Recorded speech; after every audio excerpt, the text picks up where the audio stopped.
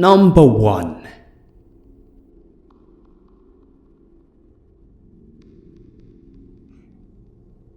This is one of my stories from when I lived off the grid in the forest of western North Carolina.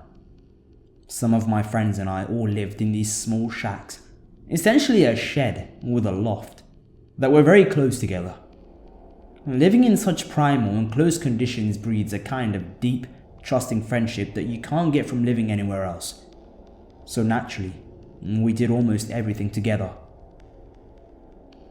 By our little semicircle of houses, there was a railroad track that if you followed it south, would lead to a waterfall. This waterfall in particular is where everyone would go to get high. It was a normal night, humid, sometime in early July. A group of about 6 friends and I, Laura, Andy, Nick, and some of Andy's friends, that I didn't know that well but recognized, decided to walk out to this waterfall in the dark. I was the only sober one in the group, so I felt a higher sense of responsibility for everyone, and was therefore on edge and hyper aware of our surroundings. Others would walk faster or slower, or stop altogether in the group, so it was natural and expected that we wouldn't be able to see everyone at the same time. Andy was in rare form though. When Laura had to stop to pee, he came out of the bushes and scared her, and then ran off ahead behind the rest of the group. This pissed off both me and Laura, since it was such a clear invasion of privacy, and unnecessarily spooky in the already spooky night. Laura and myself eventually got to where we could see Andy again, but he was walking by himself, and then slipped back into the bushes without even looking at us. Dismissing it as just him being high, we kept moving forwards. Still not back with the whole group yet. We realized that Andy has followed in behind us, just far enough away that we can only see his silhouette. Finally, we catch up with the rest of the group, and see that all of us are accounted for, even Andy. We asked him how he got ahead of us, and beat us to the group, when he'd been at least 15 yards behind us just minutes ago. Everyone went dead silent, as Laura and I realized that whoever scared her when she was peeing and stalked us all the way wasn't actually Andy, or anyone else from our group. We never made it to the waterfall. We booked it back to our place.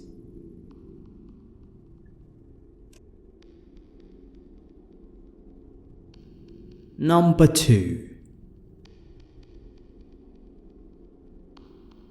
In college, I lived up on top of a mountain road, but still only lived about 5 minutes to town down a trail through the woods. There was a 100-plus-year-old oak tree in the yard, slab stone porch built by hand. I lived in the studio apartment that was outside of the main house. The main house was haunted, but my shack was cozy. The woods up there were weird too. I was never really in the main house at all, but the 3 who lived in there said that some nights you couldn't sleep from all the noise, floorboards creaking, thumbs and knocks, etc. My experiences happened outside.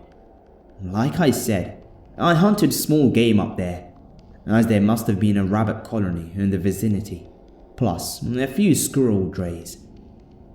Often out there, while I was stalking, I'd get the distinct feeling of being stalked myself.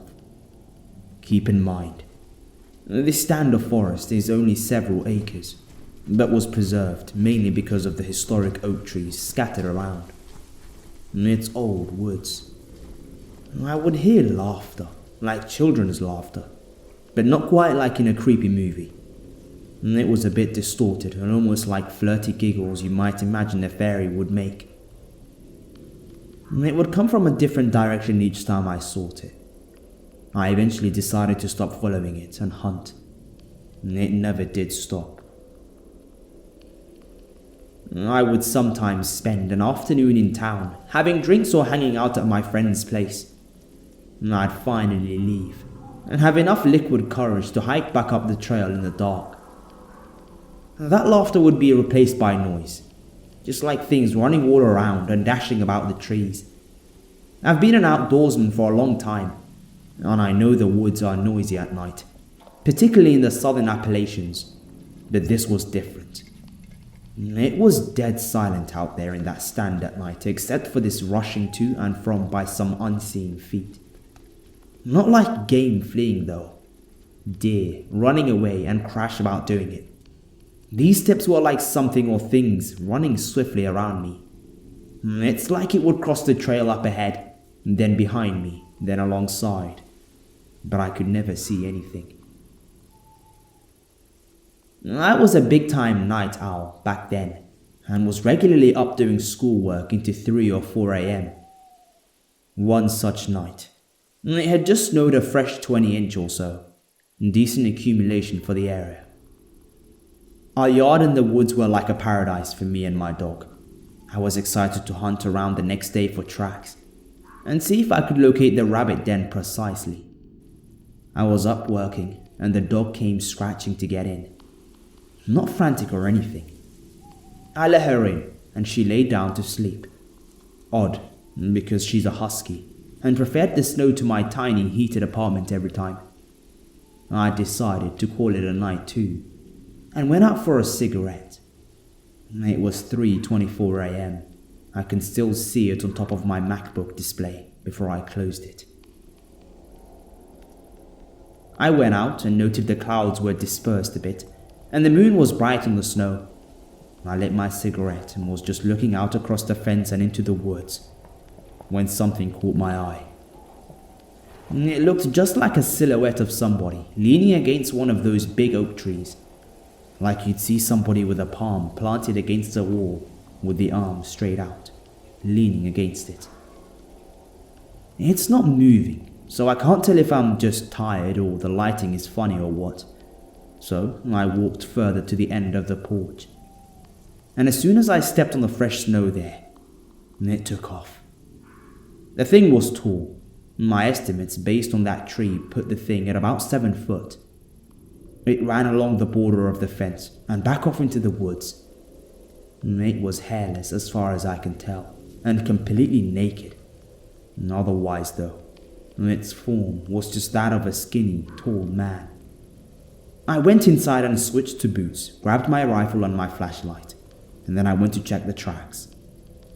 I picked up a set of what had to be a size 14 or 15 bare feet tracks. It ran along the fence and down the treeless stretch of backyards, as if heading into the woods. But then, the tracks just ended, at about 20 inches short of the wood line. I don't know if it jumped to the tree line. Probably could have, but there weren't any more tracks that I could find that night or the next day. It was like it just vanished, or maybe climbed the trees or something. I could never explain that one.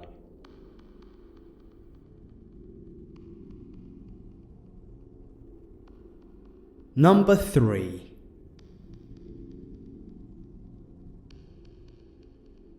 This happened last year in Virginia, and it's the reason I never go backpacking alone anymore. I was taking summer courses at the time, and we ended up with a 3-day weekend in June, so I thought it was a great time to go explore some of the Virginian wilderness all on my own. I did a Google search and found a state park with a trail that looked nice, and let my roommate and family know the trail I was going to be on.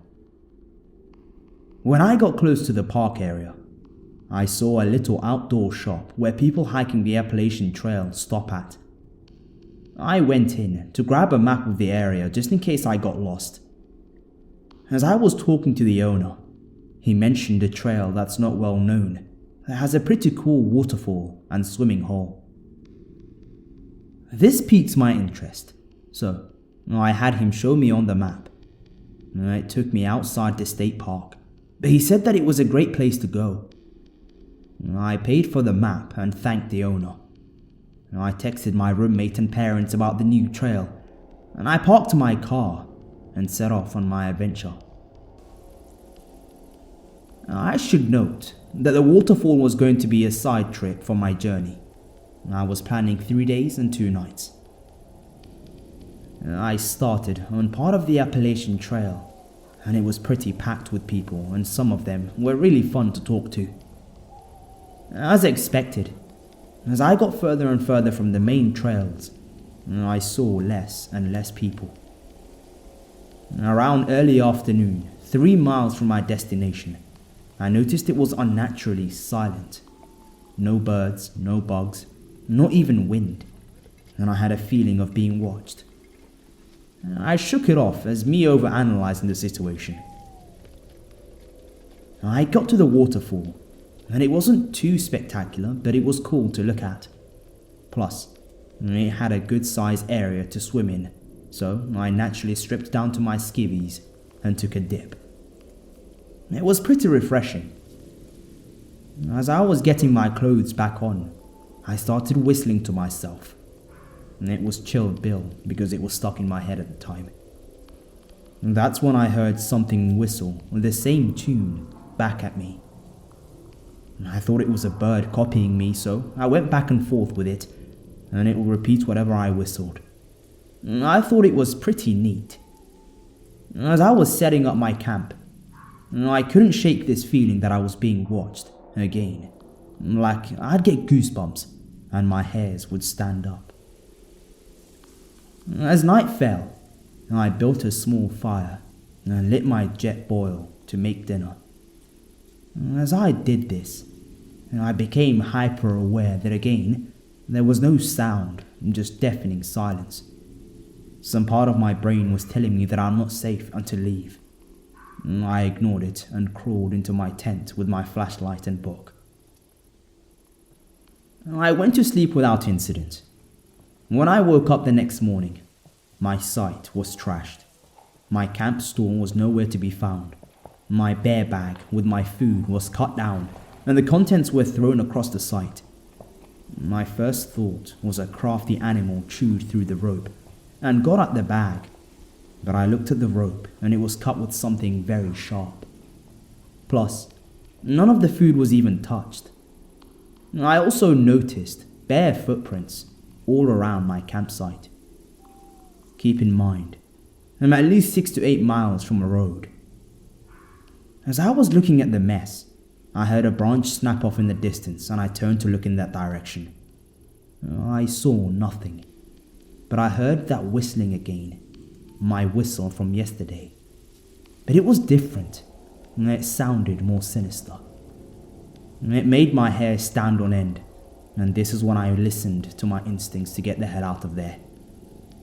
It sounded like it was a little off in the distance, so I packed my camp as fast as I could. The whistling got closer as I finished stuffing the tent into my bag. I didn't bother putting anything away properly. The whistling was incessant and sounded like it was coming from all directions, so I got fed up and stood there. Then I yelled into the woods, "Shut up! What the fuck do you want?" It stopped whistling, and it was quiet for a moment. Then, it repeated what I said, in my voice. It sounded just like me, but distorted, like it came from an old TV. After I heard this, I immediately threw my pack on and ran the direction that I came. I heard it moving just behind me fast, switching between the whistle and my voice. It felt like it was toying with me, not coming too close, but not being too far.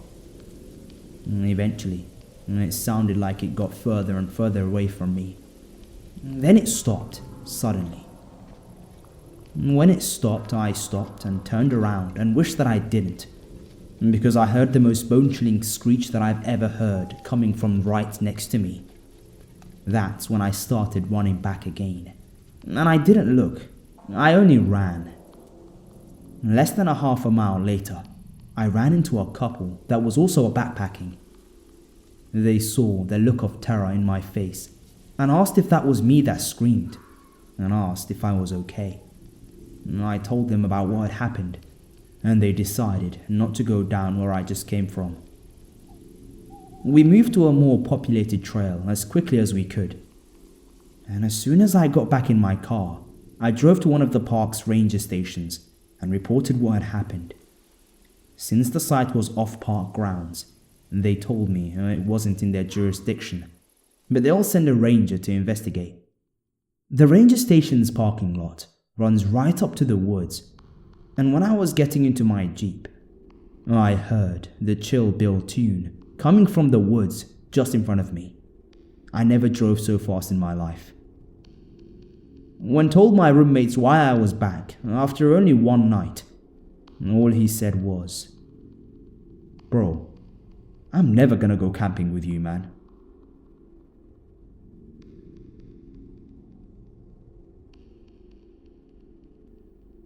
Number 4.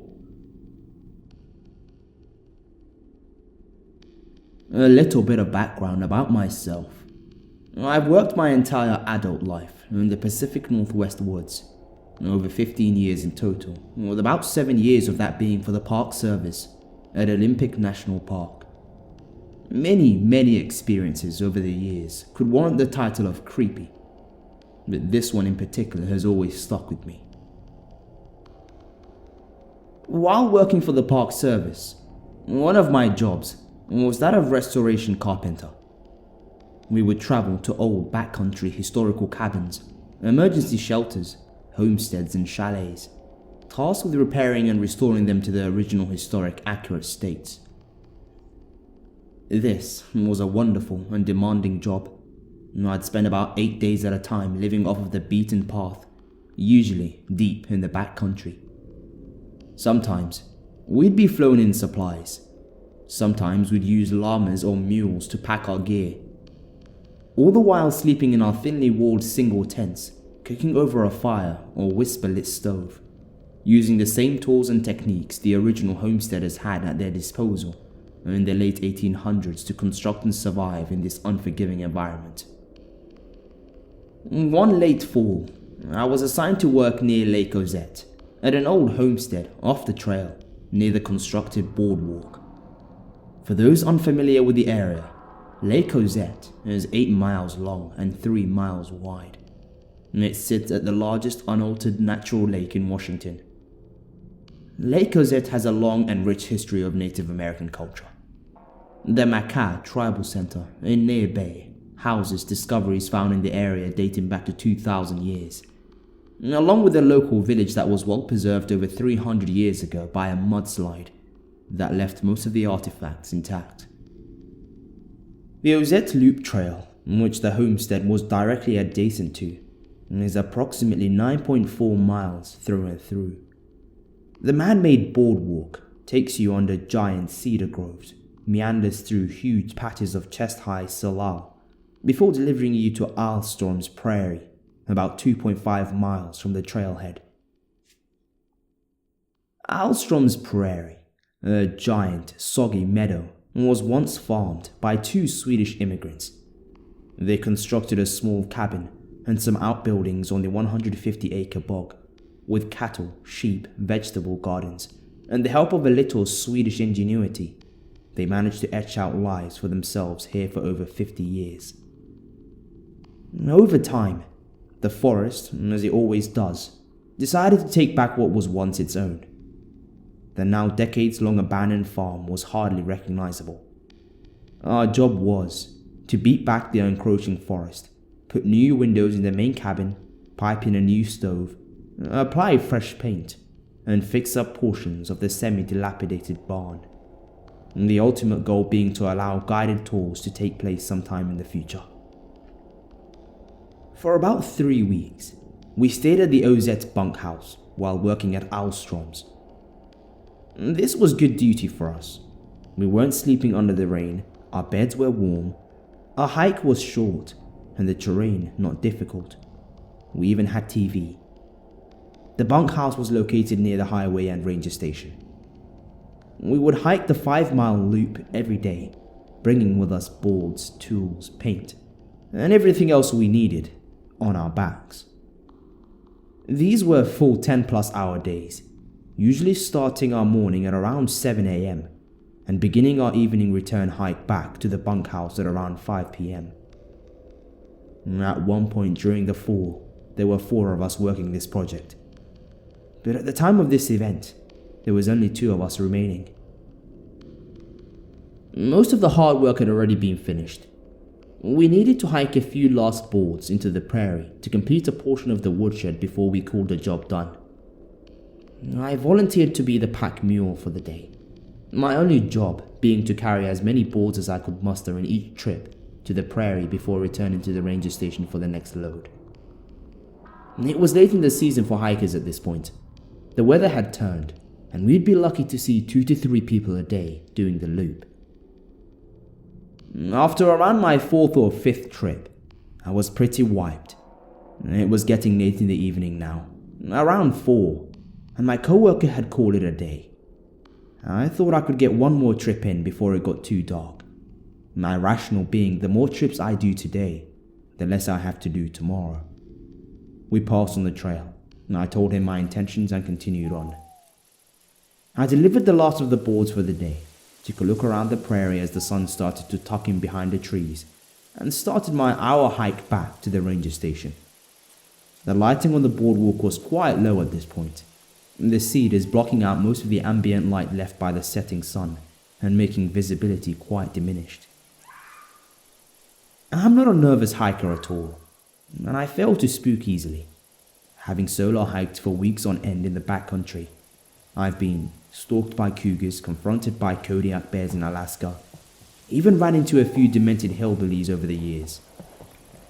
As I left the prairie, though, that evening, the hair on the back of my neck stood on end. Goosebumps erupted from my forearms. An uneasy feeling swept over me. Suddenly, I wanted to walk faster, jog, then sprint. I didn't. Instead, I had convinced myself that I'd been reading too many fantasy novels before bedtime. I walked another 5 minutes or so before I started to hear something faint, something that sounded like music. Impossible. I told myself that I'm the only one out here, and still at least 2 miles from civilization. That civilization in reality being likely the only other soul out there, my coworker. Sure enough, however, I heard music, more specifically a piano. It started out so faint that I had to stop moving and actually try to hear it, the steps on the wooden boardwalk being too loud. Every time I paused to hear it, it became unmistakable. It got louder. I stood there, sun now fully hidden behind the horizon, in total silence other than this piano. I became aware that there was no longer the noise of life. No birds, no insects, no wind, no rustling of leaves or underbrush. Absolutely nothing other than the piano. As if everything was being weighted down by a fog of emptiness of some sort. I've encountered this dead time before in the woods. Certain places have it, but this was different somehow. Unique to this place, unique to this moment in time. I tried to focus on the keys, but I couldn't recognize the composition, unsurprising as I mostly listened to Metallica and Korn at the time. It was playing with a purpose. It was controlled, in tune, thoughtful. It was a song, and somehow I felt that it was meant just for me in this moment. I started walking again. Almost on cue, the music once again got louder. As my pace increased, so did the tempo of the keys, still in tune, never faltering. It reached the climax, the perfect combination of my haste, my dread, my heartbeat, and the tempo of the music. Then, as quickly as it came, the piano stopped, whooshed away in the fraction of a moment. It didn't trail off. It didn't fade into extinction. It was just gone. Suddenly, everything that was absent was swept away as if by a gust of wind. The stillness was gone. The gloom, the stagnation and weight of everything was lifted. My next step on the boardwalk was once again in reality. The evening just as absent of light as before. But it felt like life, somehow, was once again injected back into the forest. The woods seemed normal again. I didn't hear the piano again that night, nor since. I told my coworker every detail when I reached the bunkhouse. He showed no signs of disbelief. We didn't talk about it again until years later, when something similar happened to another park service employee. When I told my grandfather about what happened, as he was a retired park ranger who had worked nearby at Mora, the next station over, without the least bit of hesitation he asked, "Did you hear the bagpipes along with it, or just the piano this time?" And it seems, as I've learnt and experienced since then, there is a lot more to that place, and a lot more to the Olympics in general, than anyone really knows or is willing to admit.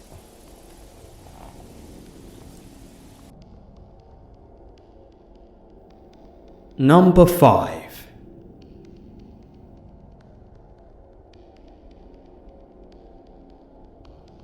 Back in 2008, I was a student planning to go to university and needed some extracurricular stuff that I could put on my entry applications. As most UK students know, one of the best to have on there is the Duke of Edinburgh Award. As part of this award, you have to embark on an orienteering expedition. Basically, a long trek through a woodland and rural villages following nothing but a map and a compass. No GPS allowed. It's a teamwork experience, and you camp and overcome hurdles together. Anyway, I was out of shape at the time, and so my uncle volunteered to take me out to the middle of nowhere to get some idea of what orienteering was like. We didn't stay out overnight, like what I would have to do during the real thing, but we hiked maybe 10 miles through the woods and a small village in pretty abysmal weather. By the end of the journey, we were soaked to the bone and pretty miserable, looking forward to getting back to the car and heading home. For the last part of the journey, we were on a dirt trail heading up a hill with bushes and trees either side. We were marching onward in silence at this point, when all of a sudden, there was a rustling in the foliage to our left. From behind a large bush stepped out an old man in a black suit with a red bow tie and dress shoes. He looked to be about in his late 70s, early 80s, very pale, liver spots dotting his face, and a grey-white comb-over. I was instantly weirded out. Who dresses like that to go into the woods? The instant thought, seeing a guy his age out there in those clothes and in those weather conditions, was, this guy's lost his marbles. There was something else that took me an extra moment to notice, though that puzzled me. The guy was bone dry. He didn't even have mud on his shoes. We stopped in our tracks and just stared at the man for a moment, who appeared to be as frozen and shocked at seeing us. My uncle made the first move, taking a step towards him, asking him if he was all right. The old man continued to stare for a moment, not moving even a twitch, and then became suddenly very animated. It was like he suddenly snapped out of trance. He started flailing his arms wildly, saying something awful had happened, and that a good friend of his needed help. He began walking backwards into the woods, motioning for us to follow him, which we did. It then escalated to running as we struggled to keep up with the old man. After maybe a minute, he disappeared ahead of us, but we could hear him, so we continued to follow the noise until we reached a huge slope. We stopped at the edge and looked down to see the old man standing at the bottom, motioning us, pleading with us to follow him. I remember looking down, and the slope was probably at a 40-degree angle, spanned for perhaps 50 feet or more and slick with mud. It looked like an accident waiting to happen, especially given that there were no shrubs or roots to hold onto or anything. I remember looking down at the old man on the other side of the slope and wondering, how the heck did he just cross that so quickly and so cleanly? I mean, at that distance, it is hard to see fine details clearly, but I swear he still did not appear to be wet or muddy at all. My uncle and I looked at each other and saw that he was getting as weirded out as I was. And despite my feelings, I made a step towards the edge and was going to try and make my way down when my uncle grabbed me firmly by the arm and pulled me back. Under his breath he said to me, Something's wrong here. We took a few steps back from the edge at this point, and the old man at the bottom started getting irate. He began pleading with us again to come down the slope, telling us he needed our help. His friend was in trouble. My uncle shouted down to the old man that he would head back to our car and call emergency services for him, and that professional help would be on its way soon, that they would have all the tools to help him. The old man suddenly got furious. He began jumping up and down, demanding that we come down the slope right now, or there would be hell to pay. His voice had changed drastically. He was practically growling his words, his hands punched up into fists, pounding his knees like an angry toddler throwing a tantrum. I've never seen a grown adult fly into such a rage in my life. His eyes looked like they were on the verge of bursting out of their sockets, his skin gone from pale to red in almost an instant. We began to hurriedly make our way back the way we came, his demands and threats getting less audible as we got closer to the trail. Once on the trail, we practically power marched the remaining quarter mile or so to the car, all the while my uncle was on the phone to the emergency services, explaining to them that there was a possible mentally ill old man wandering the trail. We were ordered to get to our car and await the police so we could show them where we had encountered him. About an hour later, we met 4 officers. 2 of them had dogs with them and packs of supplies like first aid, emergency blankets, etc. We lead them to the exact spot, and then pointed the 2 officers with dogs in the direction that he led us through the bushes. The search lasted all weekend, but there was no trace of the old man. The officers said that the only trail that they could pick up had been mine and my uncle's. They didn't find any footprints or anything belonging to the old man that we encountered. That was one of the weirdest and creepiest experiences that I've ever had.